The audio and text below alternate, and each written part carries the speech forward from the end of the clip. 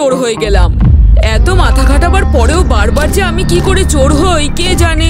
এবার নাও খোঁজো সবাইকে, কোথায় যে লুকালো সবাই।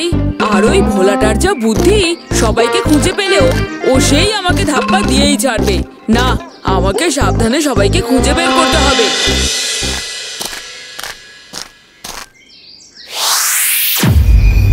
এবার দেখি আমার নজর থেকে ওই শিবু কি করে পালায়। সে যেখানেই থাক, যার আড়ালেই থাক, আমি ওকে ঠিক খুঁজে নেব এই চশমার জোরে। তারপর ওটাকে অজ্ঞান করে বন্দি করে দিতে পারলেই আমার প্রথম কাজ শেষ।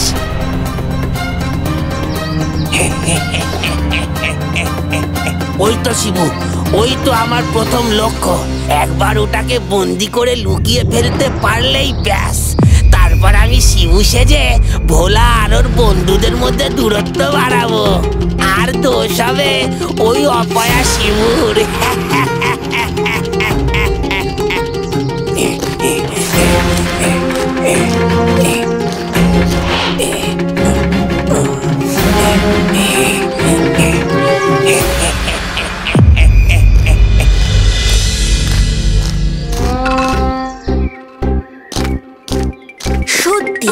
নন্দীটা বোকাকে বোকাই রয়ে গেল। আরে বাবা, একটু দৌড়াদৌড়ি না করলে কি আর চোর ধরা যায়? এই দেখ নন্দী, আমি এখানে।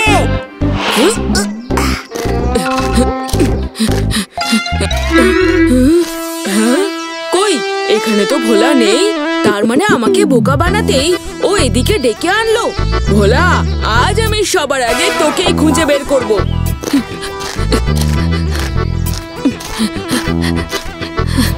শিবু, বেরিয়ে আয়, তোকে দেখে ফেলেছি।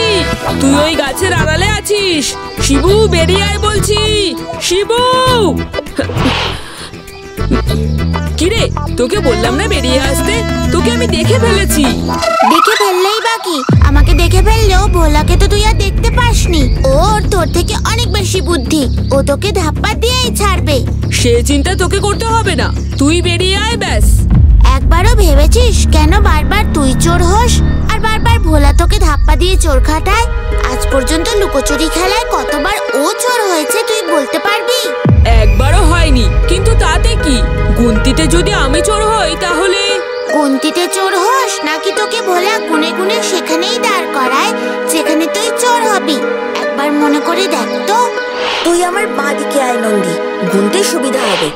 দেখলি তো আমি কেন বলছি ভোলা তোকে ইচ্ছে করে বারবার চোর করে, যাতে তুই খেতে মরিস আরো আরাম করে লুকিয়ে থাকতে পারে। সাবাস ভোলা, আগামীকাল সকাল 9:30টায় সান বাংলায়।